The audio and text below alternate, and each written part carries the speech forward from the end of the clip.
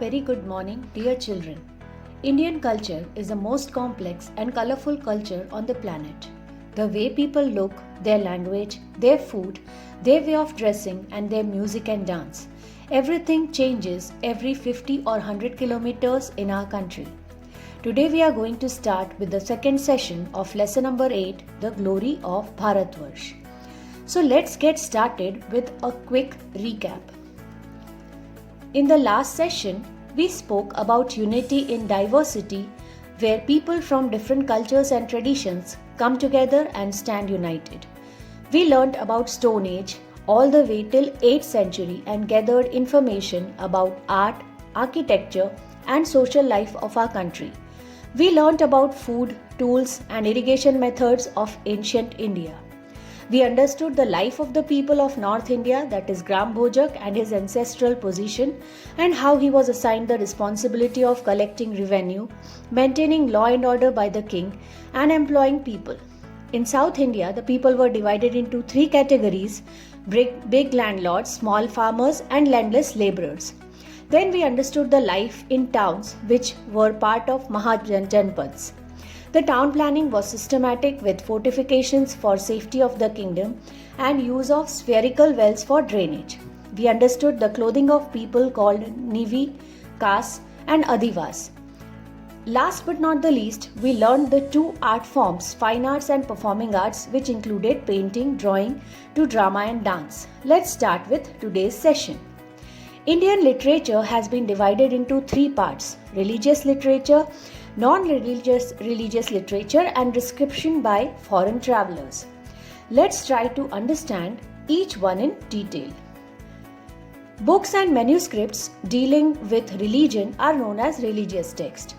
Vedas are considered to be the oldest literature of India. The four Vedas are Rig Veda, the earliest form of Veda; Yajur Veda, the book of prayers; Sam Veda, the earliest reference for singing; and Yajur Veda, the book of magic and charms. The Brahmin texts are the hymns and mantras of the Vedic text that explain the performance of Vedic rituals. The Aranyakas constitute the philosophy behind ritual sacrifice of the ancient Hindu sacred texts, the Vedas. They include Shatpath Brahmin, which means proceeding in 100 ways; Gopath Brahmin, a genre of the prose text describing Vedic rituals; and Brihadraranyak Brahmin, which tells about the supernatural facts related to the universe. Talking about Ramayana written by Valmiki, it is an ancient Sanskrit epic about the life of Ram and about the social life and moral standards of that time.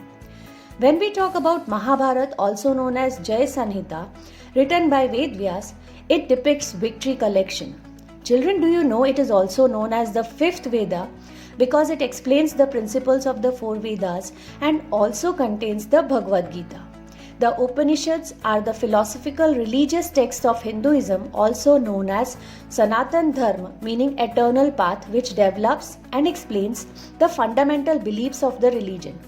About 108 Upanishads of Indian compilation, Katha, Kena, Prasna, Mundaka, Mandukya, Ishavasyam, and Chandogya Upanishads are great texts of Indian philosophy.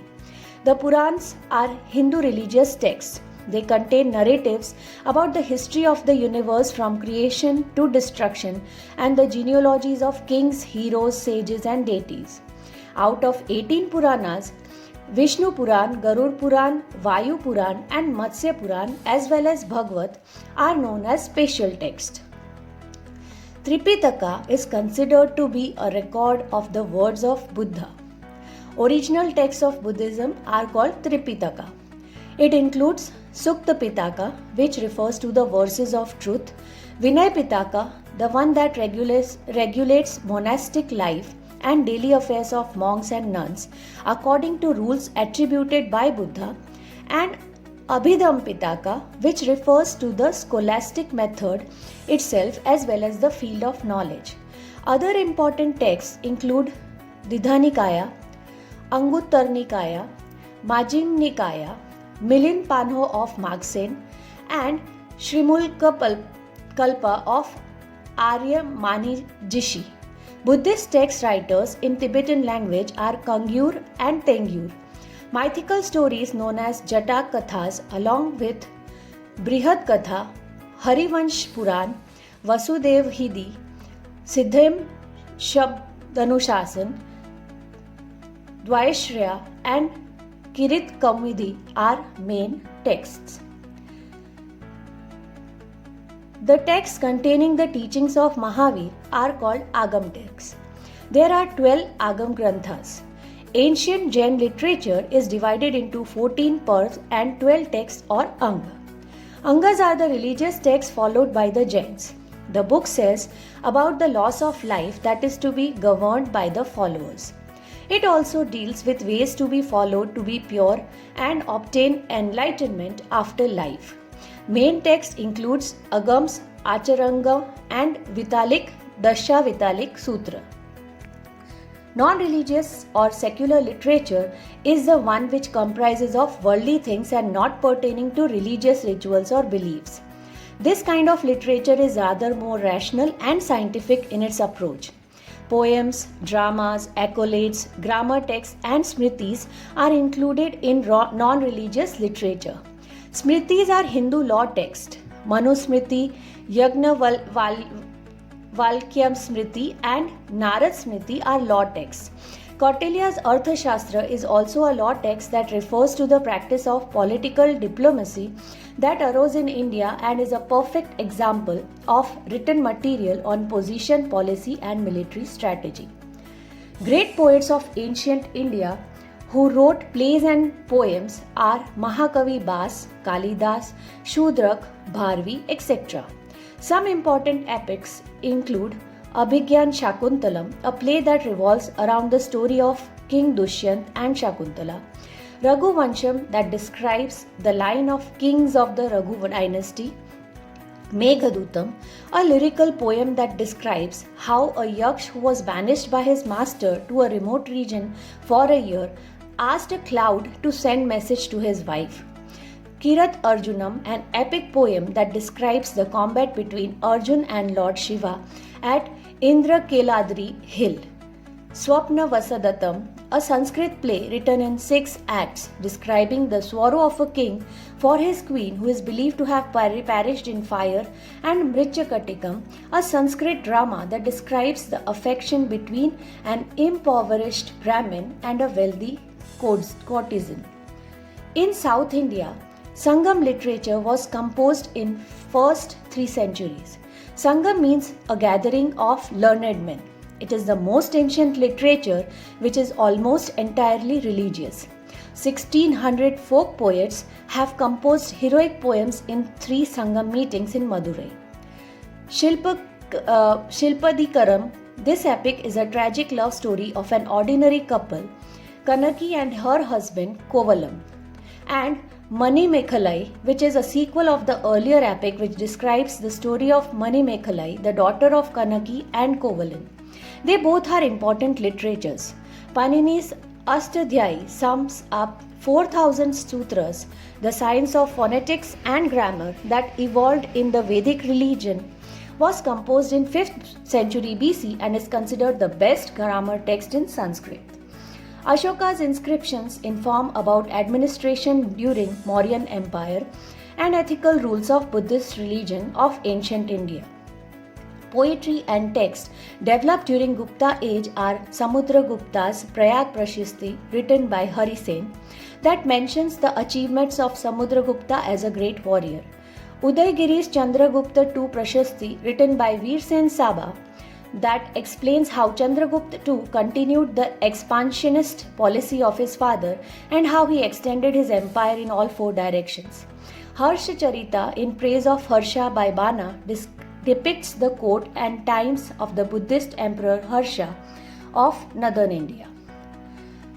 Greek ambassador Megasthenes from the court of Chandragupta Maurya has written Indica. It tells about the reconstruction of ancient India under the Mauryan Empire and shows us the rich culture and economy of India. Greek sailor Ptolemy gives information about ports of India. Much of medieval astronomy and geography were built on his ideas. Chinese travelers Fa Hien and Hyun Sang have given unique description about the social life, rulers and culture of the time of Chandragupta II and Harshavardhana respectively. They both were Chinese Buddhist monks who described their journey in the form of travelogue and precious manuscripts that were then translated to Chinese. In ancient times, India was a rich country well known for its trade and commerce of various commodities with foreign countries. India's prosperity was at its peak during that time. Trade was done mainly either through land routes or through sea routes. Let's learn in detail about trading in ancient India. A city considered as a major port of Harappan civilization, Lothal, where a carriage, dockyard and warehouse was found, provides information about sea transport. Pottery utensils and various kinds of jewellery was made and sold by the people of Lothal. Trading of beads made from oysters and ivory was done. Indian spices and condiments and precious stones were in great demand during ancient times. Ancient India was far ahead in comparison with other countries of those times in terms of trade. Cotton, silk and spices were exported to Europe via Central Asia. Indian goods were known for its excellence. Cotton textile, silk textile, spices, cinnamon and timber were exported, and gold, silk, silver and other items were imported to east and west part of the world through international ports like Khambat, Bharuch, Sopara and Tamralipti. The Silk Route was a network of trade routes which connected the east and the west and was central to the economic, cultural, political and religious interactions between these regions.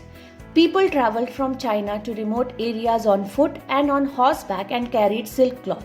Due to this, the route was called Silk Route. Merchants of China, India, Iran, Arabistan and Rome were associated with this trade route. Ports of South India were known centers for exporting black pepper and other spices. So dear children, with this we come to the end of today's session. Thoroughly watch both the videos and try to understand the chapter. In the next session, we will be learning about the paintings, sculptures and architecture of ancient India and also about the heritage in education. Till then, repeatedly watch the video for better understanding. Stay home, stay safe. Thank you.